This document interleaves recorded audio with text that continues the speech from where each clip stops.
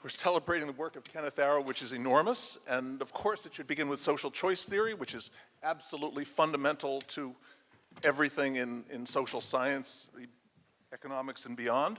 And besides, as far as I can tell, Ken Arrow just invented the field. Yeah, there were some other people who did some stuff, but okay, with that.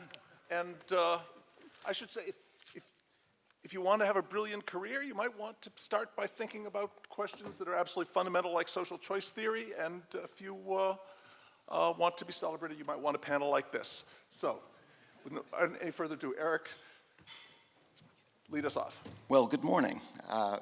I'm very pleased to be here, and I'd like to tell you something about what Ken Arrow did in social choice theory. If you don't know, social choice is the study of how a society should make collective decisions on the basis of individuals' preferences. And as Roger said, it's a field that Ken actually created. There were precursors, of course, but the modern field is due to him. His analysis starts with two things. First, there's a society, a group of individuals, and second, a set of social alternatives from which society must choose. So here's an example. If a town is deciding on whether or not to build a bridge across the local river, then society consists of the citizens of the town, and the alternatives are just the options: build the bridge or don't build the bridge. Or if there's a committee that must elect a chairperson, society is the committee, and the social alternatives are the candidates to be chair. Those are just two examples of the Arrow setup, but you can think of many, many more. There's an unlimited number of other possibilities. The formulation is extremely general. Now, presumably, each individual in society has preferences over social alternatives. That means that an individual has a favorite alternative, a second favorite, and so on. In other words, a ranking. So in the bridge example, a citizen might prefer building the bridge to not building it. And Arrow was interested in how to go from citizens' rankings, individuals' rankings, to social rankings. He defined a social welfare function to be a rule for determining social preferences on the basis of individuals' preferences. So to use the bridge example again, one possible social welfare function is majority rule, meaning that if a majority of citizens prefer building the bridge to not building it, then building is socially preferred to not building. The town should build the bridge. But although majority rule works fine as a social welfare function when there are just two alternatives, it can break down when there are more than two. Suppose, for example, there are three, A, B, and C. Then there can be circumstances where a majority of people prefer A to B, a majority prefer B to C, and yet a majority prefer C to A. This is called a Condorcet cycle. It was discovered in the 18th century, and when there is such a cycle, it's not clear what society should do. Condorcet cycles were Ken's starting place. Since majority rule doesn't always work as a way of determining social preferences, he asked, is there some other reasonable social welfare function that does work?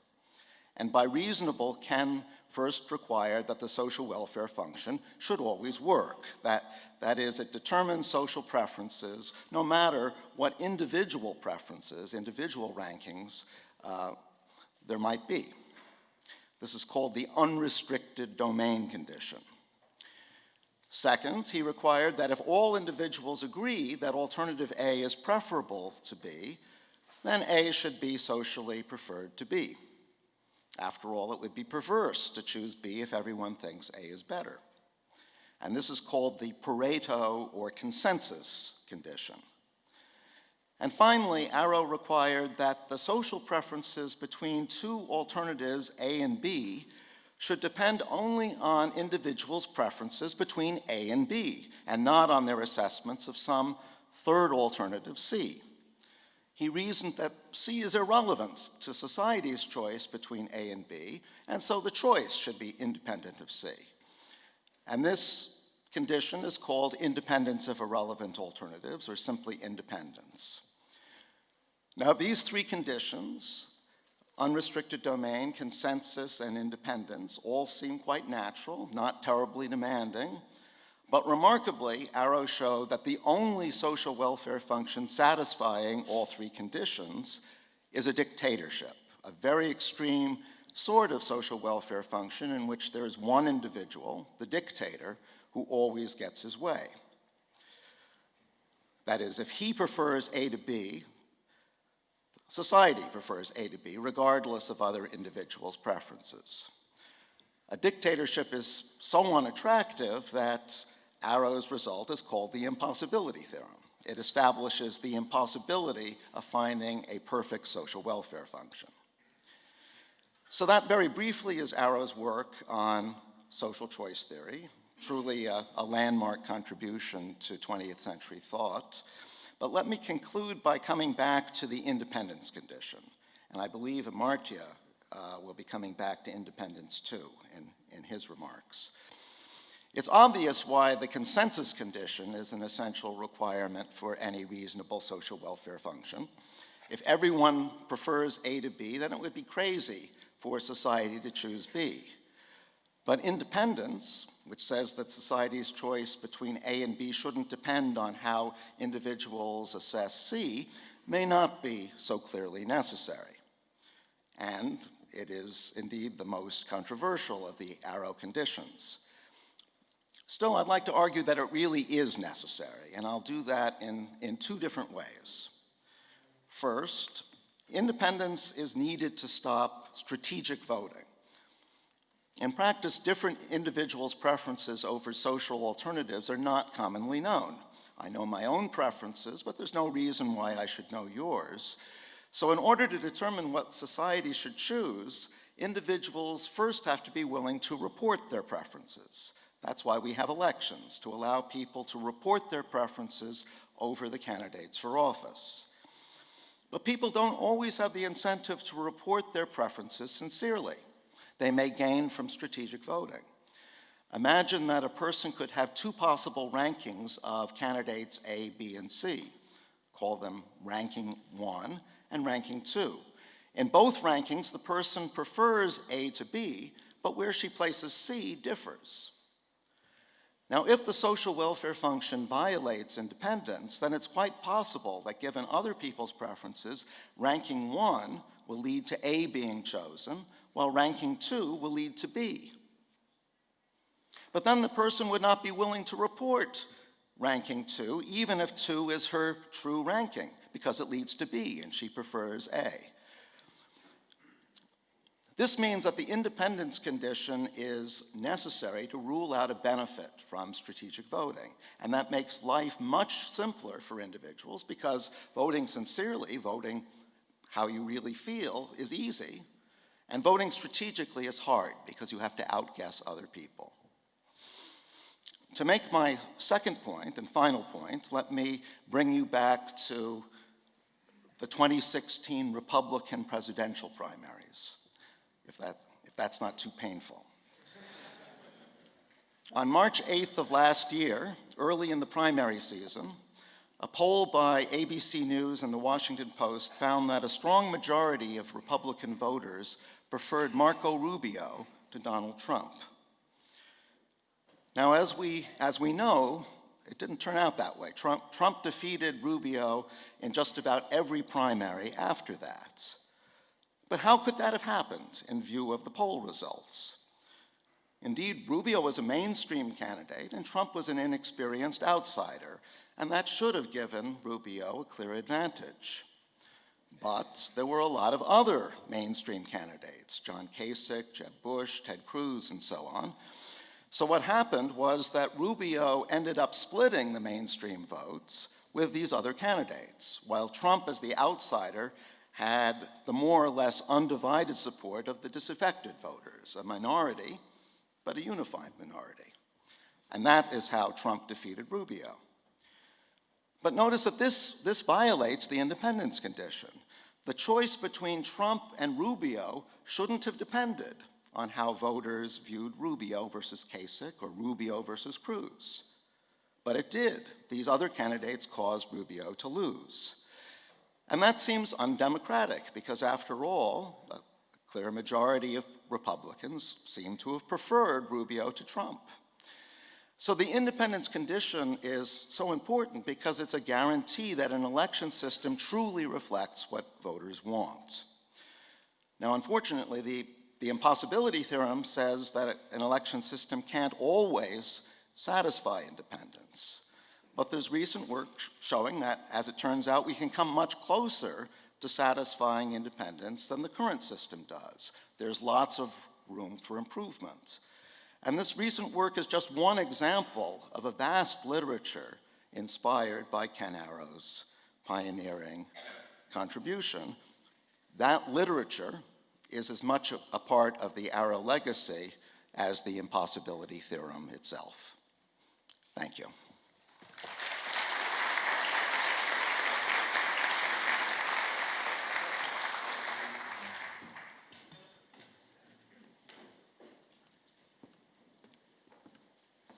Suzumura. Thank you. Well, it is my great honor to be here and pay a tribute to Kenneth Arrow. On this occasion, I did my homework and went through social choice and individual values all over again, and that reconfirmed my long-standing belief that if it were not for Arrow's seminal contribution to social choice theory that culminates in his general impossibility theorem, social choice theory, as we know it now, would not simply exist. I should also testify that in his own judgments, the creation of modern social choice theory and the proof of the general impossibility theorem rank the highest among Arrow's work that span astonishingly wide field.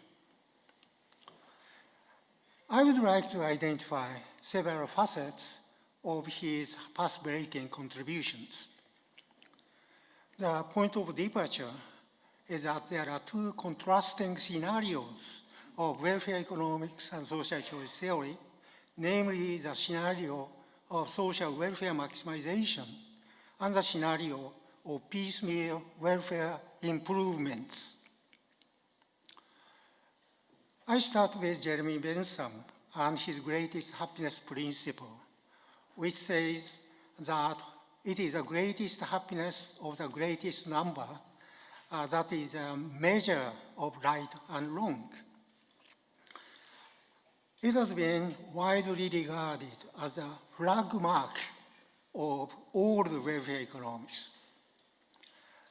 Bentham's esoteric dictum is commonly identified with the maximization of the social sum total of individual utilities. Now, to set this scenario free from the narrow cage of cardinality and interpersonal comparability of individual utilities, Bergson and Samuelson introduced a famous concept of social welfare function. In Samuelson's appearance, without inquiring into its origin, we take as a starting point a function of all the economic magnitudes of a system which is supposed to characterize some ethical belief. Their social welfare function represents an attempt to separate the area of ethical value from the area of scientific economic analysis of objective facts. It reminds me of a passage from Hilary Putnam. The worst thing about the fact-value dichotomy is that it, in practice, it functions as a discussion stopper, and not just a discussion stopper, but a thought stopper. On the surface, Arrow's own framework is also scenario of social welfare maximization. However, unlike Bergson and Samuelson, Arrow did not accept the social ordering as exogenously given from outside.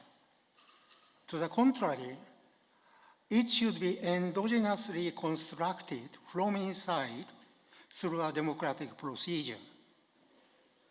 By means of his general impossibility theorem, he showed the unsustainability of the fact-value dichotomy in welfare economics. Once Pandora's box was opened, nothing could prevent the flood of further analysis to change the arena of welfare economics altogether. In sharp contrast with the first scenario, namely social welfare maximization, Pigue's old welfare economics aspired for the piecemeal social welfare improvements. Indeed, his research program was to discover instruments for improving human well-being. In his own parlance, the complicated analysis which economists endeavor to carry through are not mere gymnastic. They are instruments for the bettering of human life. Amartya Sen contrasted what he christened the transcendental institutionalism with a comparative assessment approach. This contrast was developed in the context of the theory of justice, but it is highly relevant in the context of welfare economics as well. Interestingly enough, Sen classified Arrow's social choice theory within the comparative assessment approach rather than within the transcendental institutionalism based on the social maximization. This is presumably because Arrow used the constraint maximization framework for the strategic purpose of exposing the unsustainability of the fact-value dichotomy in new welfare economics. But the real function of social choice theory is to help us improve human well-being starting from the suboptimal status quo. Not only did Arrow lay the foundations of modern social choice theory, but he also identified several directions for expanding the conceptual framework of social choice theory. Two of his novel expansions are the extended sympathy approach and the treatment of decision-making procedures as carriers of value. Arrow's first extension is based on the counterfactual exchange of circumstances among individuals as a tool for extending the informational basis of social judgments. Interpersonal comparisons of the extended sympathy type take typically the following form. In my judgment, state X is better or worse for you than state Y is for her. Now, this conceptual expansion enabled the social choice theorists to build up an interface between the theory of justice by John Rawls and social choice theory by Arrow and Sen. It also provided a bridge between the theory of no-envy fairness and social choice theory, thereby enriching both normative theories substantially. Arrow's second extension was a combined treatment of decision-making procedures and consequential outcomes. By decision-making procedures, I here mean a game form. Extended preferences along this line takes the following form. It is better to attain a consequential outcome, say X, by means of playing the game form theta, rather than attaining a consequential outcome Y by means of playing the game form mu. Now, it may be thought that the proposed extension of the concept of social alternatives is simply a will-o'-the-wisp, as we can always redefine the concept of social alternatives by treating the pairs such as x theta or y mu as refined primitives of social choice theory. Well, I cannot go into the details, but I can show that no, we cannot subsume the extended conceptual framework within the traditional social choice theory. So Arrow's suggestion brought us into a new area to be further explored. Arrow's giant steps did not stop there.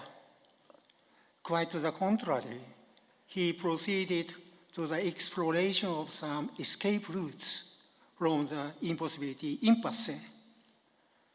His point of departure was a deceptively simple intuition that the possibility of social welfare judgments rests upon a similarity of attitude towards social alternatives.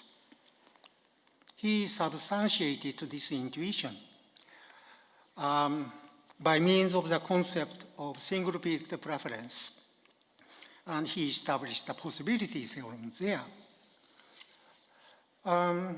This is a wonderful contribution, but single-peakedness assumption works in a unidimensional world and not necessarily in the multidimensional world. But my concern lies elsewhere. I'm a bit uneasy about regarding similarity of attitude among individuals as a resolvent of impossibility impasse, because we are keenly aware that human beings are thoroughly diverse in many important respects. And I want to connect this simple observation with a possible way out from the impossibility impasse. To cut a long story short, I use a conceptual expansion along the line of Kenneth Arrow. So instead of talking about a pair of consequential outcome and the decision-making procedures, I consider a pair of consequential outcome and the opportunity set that lies behind the consequential outcomes. And this expansion allows us to axiomatize the concept of consequentialism vis-a-vis non-consequentialism. And it can be asserted that if everybody in the society is consequentialist in a defined sense, Arrow's impossibility impasse comes back strenuously, whereas if there is at least one non-consequentialist along with consequentialist, then there is a possibility of constructing a social choice mechanism, assuming otherwise Arrowian conditions. So this is rather promising direction to explore further in the future. Probably I'm exhausting my time, so let me go straight to the conclusion, which is very simple.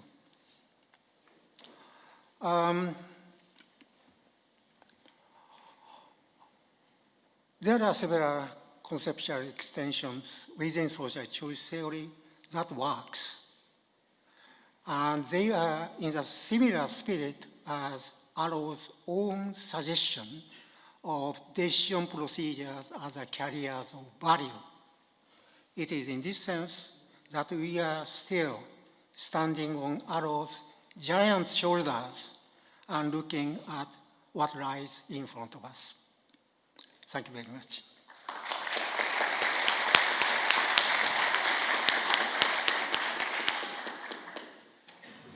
Myerson, please.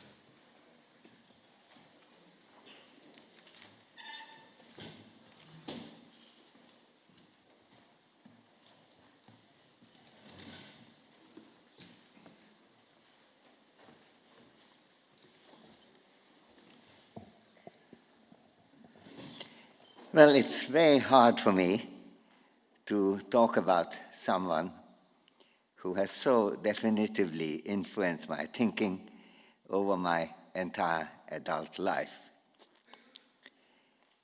In this particular session, we are discussing Arrow's work on social choice theory, a subject that has been my own primary field of research, informed by Ken's path-breaking departure in establishing that discipline.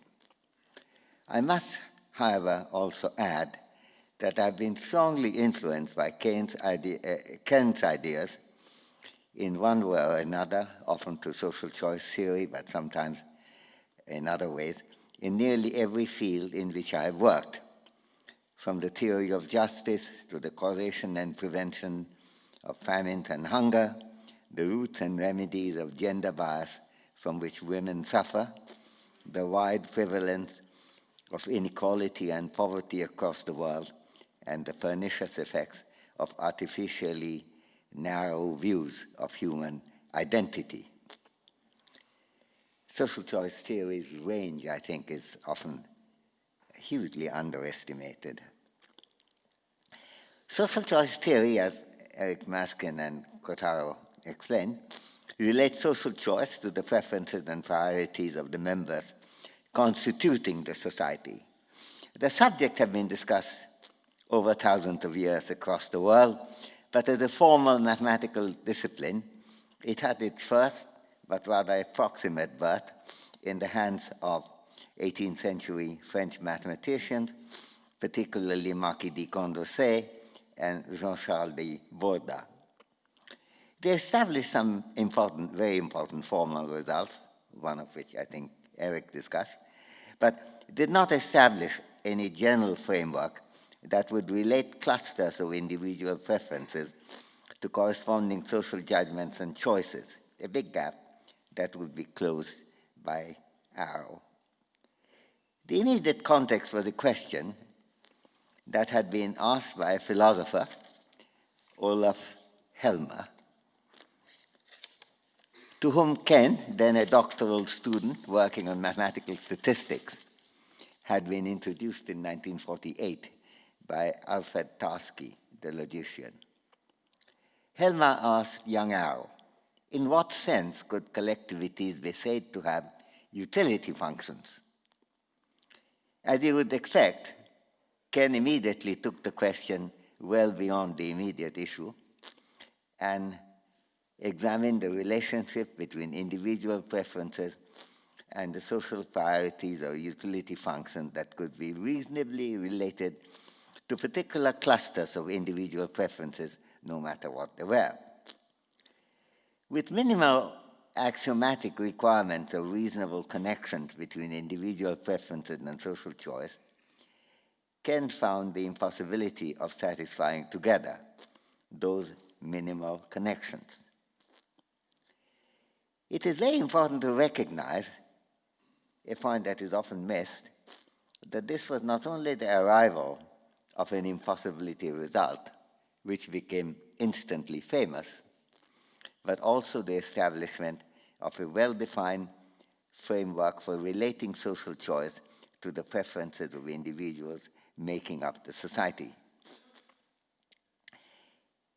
At the risk of being a little personal, I can recollect the excitement that overwhelmed me when, as a first-year undergraduate in Presidency College in Calcutta, I saw Arrow's systematic framework and his stunning result. This was only a few months after his book, Social Choice in Individual Values, had been published in 1951. I'm talking about February 52. A classmate, Sukumai Chakravarti, had borrowed the book from an indulgent bookseller for a day. We couldn't afford to buy books, so we borrowed them. And they were good booksellers who could lend it to us provided we didn't soil the cover, which he shared with me. And at the end of the day, I was sure that I had to, no matter what it takes, get to the bottom of the huge challenge that Arrow had placed before us. Arrow's impossibility result was astonishing in itself, but it was even more so because the conditions of reasonableness that Arrow had used to get his theorem were all about regularity in relating social choice to individual values, such as Eric discussed, if everyone prefers X to Y, then society must not choose Y if X is actually available, the so-called Pareto principle. Arrow's axiom did not invoke any condition whatever of preference for equity or justice or individual liberty, on all of which Arrow had strongly supportive views, but none of which had been included in the list of demands that led to the impossibility result. To be satisfactory, therefore, we had to look for a capaciously widened framework that could accommodate the reasoning behind the regularity demands that Arrow had actually imposed, and further accommodate demands reflecting substantive social values such as equity, justice, and liberty, social values to which Ken had loyalty, but which he could not bring into the story because he had already hit an impossibility even with mere regularity conditions. If this looked exacting enough, it eventually became clear that the task was even bigger than that. One of the much discussed regularity conditions imposed by Arrow is what is called collective rationality, that the form of social choice must be such that it can be seen as maximizing some as-if social preference. This demand goes beyond Arrow's general approach of relating social choice to individual preferences by demanding some internal characteristic of social choice on its own. They developed a line of critique of the Arrow impossibility theorem led by James Buchanan, an outstanding economist himself, that a society is not like an individual, and it cannot be seen to have anything like a preference that could be called social preference. Buchanan supplemented this sensible diagnosis with the hope that dropping collective rationality would lead to the collapse of Arrow's impossibility. This, in fact, is not so.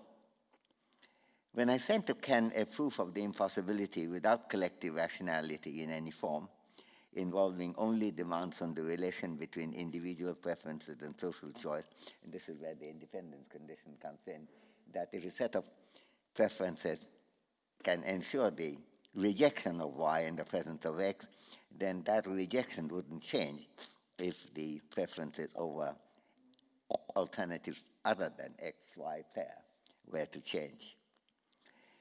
Now, when I sent this to him, Ken was skeptical, but promised to do an intensive vetting of the redone theorem. I remember feeling like a young research student, even though I was well above 50 by then, awaiting the supervisor's response, which in many ways characterized an important aspect of my many-sided relation with Ken Arrow, my teacher. I remember opening a good bottle of wine when the approval came with Ken's characteristic generosity and enthusiasm. So the impossibility could not be eliminated by dropping the demand for social choice being binary, dependent on internal consistency condition that would allow the choices to be based on some as if preference. We had to do something else. To continue the main story, the huge literature generated by Arrow's work on social choice included many different ways of trying to encounter the impossibility result. And they included restricting the range of individual preferences that could be admitted, some condition of domain restriction, a line of research proposed by Arrow himself.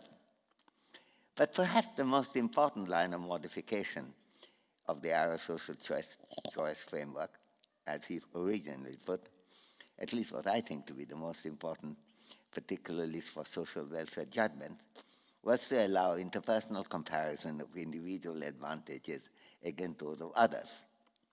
By permitting interpersonal comparison, we get a flood of additional information which can be constructively used to redefine the Arrow condition, satisfying all of Arrow's regularity conditions and also the prominent demand of justice and equity. In his 1951 book, Arrow had followed the philosophical tradition of logical positivism then dominant, which led to his belief that interpersonal comparisons of well-being made no sense, which he said in so many words in the book. The philosophical tradition was already shifting by then, and over time, the influence of the work of philosophers such as Wittgenstein, Quine, Rawls, Putnam, Sufis, Davidson, and others quite thoroughly undermined that exclusionary prejudice. Ken moved happily with the new generation of social choice work, based, if only implicitly, on the emergence of new philosophical understanding. However, he did not like, and you could have predicted that, the idea of using interpersonal comparisons in an ad hoc way. He wanted a systematic and rigorous framework for this epistemological widening. And he was not going to welcome the use of interpersonal comparison until then. But that systematization eventually did happen, with contribution to many social choice theories. Some of them are in fact present right now here. Ken happily joined the new line of work and went on to write himself a paper making excellent use of interpersonal comparison for social choice within a rigorous and systematic framework. I remember in celebrating Ken's new seal of approval, I noted that this wasn't a change of mind, recollecting, because his condition of rigorous framework had been met, recalling the wisdom of Candida as interpreted by George Bernard Shaw, and noting that Ken was, I quote, only a beer teetotaler, not a champagne teetotaler. I end with a final remark.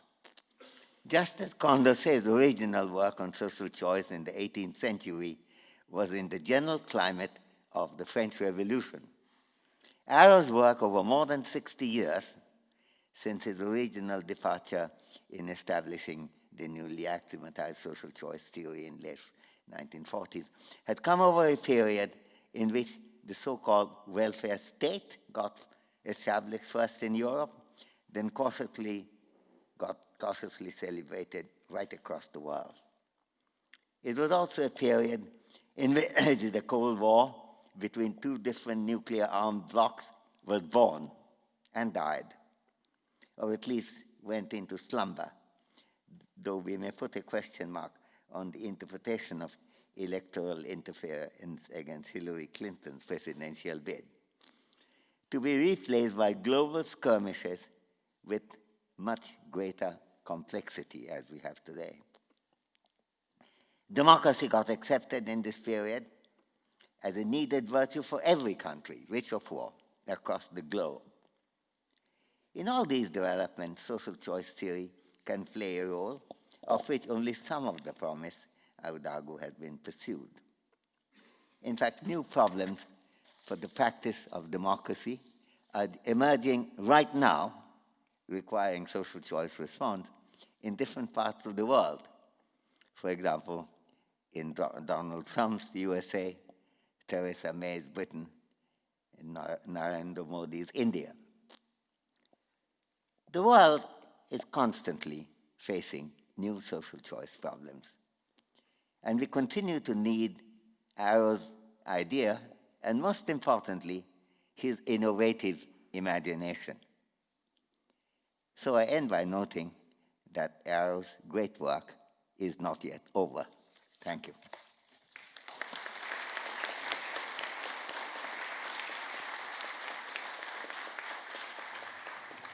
Salvador Barbera, please.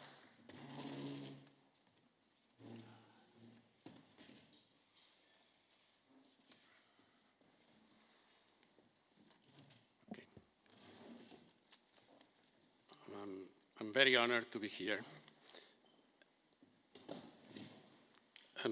Research is exploration, and explorers do not stop at methodological prescriptions when they see there may be gold ahead. They go for it, led by the hunger of discovery and the promise of success, however measured. Because of that, when a problem raises the interest of the research community, many paths are explored. Some turn out to be dead ends, others may lead to narrow territories. Others seem to lead further and further without an obvious destiny. And the result of these highly creative periods is not necessarily immediate clarity. It is in such occasions that science needs the mind of the genius, the touch of someone who not only masters what others have already discovered, but sees further than anyone, is able to critically assess the state of a discipline, to unify and clarify what is really essential, and to guide future generations into new and better defined research avenues. This is what Kenneth Arrow did, not once, but several times. His insights created new and very fruitful fields of studies that have been pursued by generations. And as it has already been said, the first time he played this role was in his study of the social choice problem. When Arrow produced his celebrated impossibility theorem, economists had spent decades actively trying to solve a puzzle: how to compare the welfare of different societies in terms of the well-being of the individuals who live in them while avoiding interpersonal comparisons. In spite of their efforts, the matter remained in a state of general confusion. And then he was able on his own to change the direction of research that had been going on for a quarter of a century regarding social welfare, its meaning and its measurement.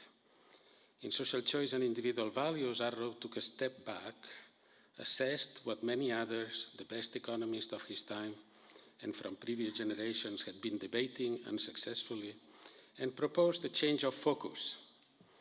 He changed the formulation of the problem, abstracted from the kind of objects the economists were trying to rank, and just looked at them as alternatives, borrowed the language of formal logic to describe individual and collective preferences, formalized the self-imposed restrictions that others had accepted on aggregation procedures, and used the axiomatic method to see through what others had not yet realized. He pointed at the impossibility of achieving the goals that his predecessors had sought to achieve because they were logically incompatible. By so doing, he provided the most constructive guidance. Not only he managed to redirect research away from circular roads, but also opened avenues of progress through which many of us have traveled since, to develop a large body of knowledge about the possibilities of organizing societies to achieve satisfactory collective objectives. And in fact, he announced much of what was to come, since his book contains lucid discussions on many topics beyond the impossibility result. Some of them, like the study of incentives, are announced there but had to wait for years till another famous theorem due to Gibbard and Satterthwaite paved the road for social choice to engage in the study of strategic considerations. On others, like the scrutiny of restricted domains under which anomalies could be avoided, he already provided careful and far-sighted discussion. I think that present-day social choice is well alive because the critical spirit that Arrow embedded into it through his way to pose fundamental questions and to assess the day-to-day practice of researchers is as necessary as ever. A good proof of its vitality is that it is finding new ways and uses outside the narrowly defined fields of economics and politics. Computer sciences have understood that many of their concerns involve ranking items of a variety of natures and doing so attending to many possible criteria. In spite of the diversity of purposes that may drive each particular effort to organize their objects of interest, the problem of aggregation looms over their main concerns, and this has led to the development of a large body of work now called computational social choice. Philosophers also have come to realize, among many other things, that many issues regarding the aggregation of judgments, as expressed in different forms of debate leading to collegial decisions, can be discussed through an adequate adaptation and reinterpretation of much of what standard social choice theory had learned in the last 60 years. Research in artificial intelligence is also finding inspiration in the social choice approach when developing theories of argumentation that may be implemented by machines. And you can find an increasing number of applications to solve collective decision problems in the web, available to the public and widely used, whose foundations need assessment from the axiomatic point of view. As another proof of vitality, I invite you to reflect on the large number of researchers who are leaders in different fields of study and would not be classified as social choice theorists, but have nevertheless made contributions to this field at some point of their careers. They span a large set of first-rate writers. I am not surprised, because any talented theorist or any applied economist with a sense of self-criticism eventually realizes the depth of the challenges that Arrow opened up for all of us. Also, from a more internal perspective, let me mention 4 research topics that have been there from the outset and continue to require active research. One of them is that we are interested in how to measure welfare, yes, but also inequality, social integration, human development, poverty, diversity, polarization, and so many other dimensions that together characterize a society. Developing adequate measures for these phenomena, which are both meaningful and practical, is an important research direction into which Amartya Sen has led us a long, long way. A second road is that of institutional design, in which devising adequate voting systems is also one part. There are many dimensions and extensions in that direction too, on whose study Eric Maskin and Roger Myerson, as well as Arrow's longtime co-author, the late Leo Hurwitz, excelled. Yet more work, theoretical and applied, is still on the way. A third challenge still lying ahead is the unification of 2 views regarding voting systems that have coexisted but led somewhat separate lives in the past, even if both were present already in Arrow's mind, in his book, and even in that of Condorcet in the 18th century. One of these views is Arrow's. Preferences are given, and our task is to aggregate them consistently. Another is the view that Arrow in his book termed as the idealistic approach, rooted in what is now known as the Condorcet-Jury theorem, whereby we all may share the same fundamental principles and yet disagree because we differ in our information regarding facts. Under this view, voting becomes a method to aggregate information rather than to compromise on preferences. Most interesting results in Arrovian social choice apply when we have more than 2 alternatives to choose from, yet most results regarding information aggregation and debate apply when only 2 alternatives are at stake. Unifying these 2 views is indeed a major challenge, I think, to be met. And 4, let me mention that most of social choice theory is developed under the assumption that agents are rational in the sense of having consistent choice behavior. Consistency and rationality have been extensively studied and also challenged by Amartya Sen and Kotaro Suzumura. And there is now a consensus that individual may fail to behave according to classical rationality, and mind you, this was written before the Nobel Prize today. Hence, there is clearly room to further study the consequences of introducing limited rationality on the very formulation of social choice theory and of institutional design. That much for social choice theory in the narrow sense. Let me conclude with a reference to the future. Economics lives the excitement of new research opportunities, and hordes of researchers are traveling through previously unexplored paths. Lab and natural experiments, or the possibility to exploit large data sets, are among the main innovations that drive the ambitions of the most energetic pioneers toward new horizons, shape present-day economics, and lead it beyond its conventional borders, where they often meet other sciences. Ours are exciting times, as were others in the past, when attractive topics and technical innovations also produced high levels of research activity and a somewhat maze of new results that will eventually need a unified view. As we still wait for a new unifier, we'll be missing Kenneth Arrow genius every day. Thank you.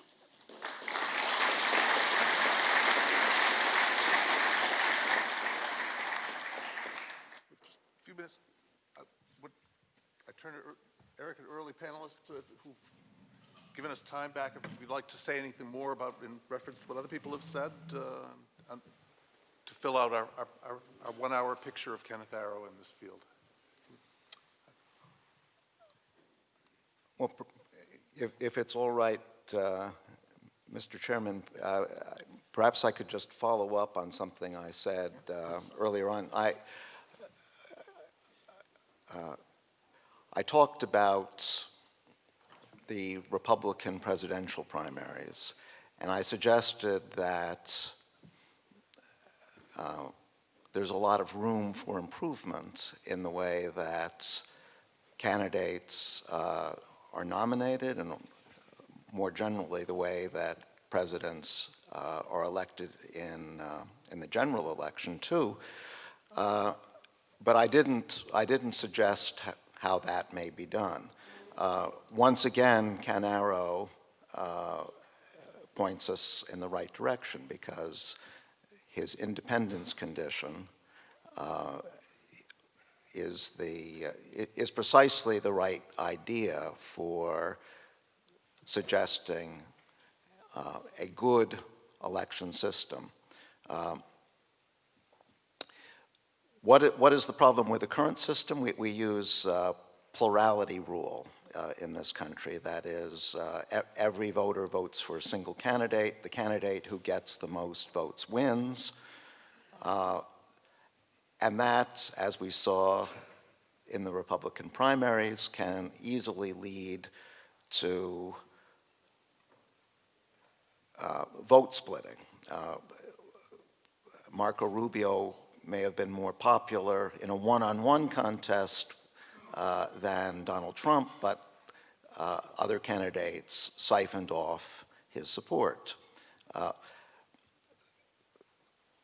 How did that happen? It happened because voters didn't have the opportunity to express themselves other than to identify their top-ranked candidates. So a natural improvement, avoiding the violation of independence that Ken insisted should not be violated, is to allow voters to do more, to rank candidates. Say A first, B second, C third. So if A doesn't win, then you're still expressing a preference between B and C. And then a natural way to use these rankings is to look for a majority winner. a candidate who would beat each of the other candidates in a pairwise contest. A wins if a majority prefer A to B, and also a majority prefer A to C. Now, Ken understood, and in the 18th century, Condorcet understood, that majority rule doesn't always work. We can have these Condorcet cycles that I mentioned. But actually, we know from 100 years of data in Australia, where voters do rank candidates, so we know not just their top choices, but their choices over, their preferences over other candidates, that Condorcet cycles happen very rarely in practice.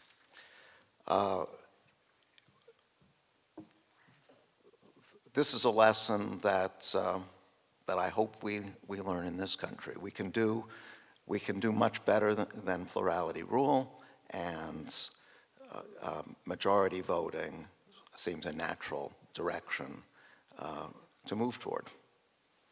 Thank you. Before we turn over, let me pose one question. I have to add just one more thing in this panel for Arrow. You mentioned the Condorcet cycle is at the heart of social choice theory. The simple examples of shifting majorities where A is preferred to be B to C. A majority prefers A over B, but a majority also prefers B over C, but a majority would vote for C over A. It seems to be established terminology to call this the Condorcet cycle. Condorcet did indeed have an example of shifting majority, but the crisp, simple example with three alternatives, I couldn't find it in Ian McLean's translation of Condorcet's social choice. It seems to have been discovered independently by Black and Arrow. No, true? No, it's in Esquith, and he has example which has pretty contemporary ring. There are three alternatives. Oh. One, that all interventions in the market is bad. Mm-hmm. Second, every intervention in the market so far proposed is good. And third alternative, some of the interventions are good and some not bad. This is the simple three-person example? No. Exactly. Not more than three persons, but three alternative examples. No, but with just three people.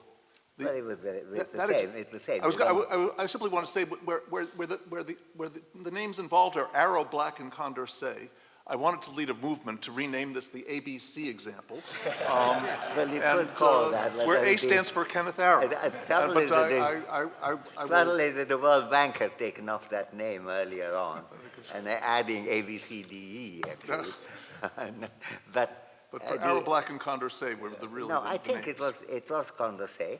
But what is true that that particular example was not known to Ken when he looked at it. Did he get? It was in Black. It's in Black's paper, and well, it's in an early Black paper. But those who are those in France who were working on this kind of area, like Monjardet and so on, they knew pretty well that had already been discussed. And the interesting thing about this example, and it's really a three alternative issue with the three individuals. Not we all know that we don't need more than three individuals to generate that, is that these are not examples, as some people suggested, dealing with jury decision. They were dealing with economic policy making. Yes. And basically, Condorcet was supporting Turgot's view of selective intervention. So that's how it came. Thank you. With that, we yield the floor to the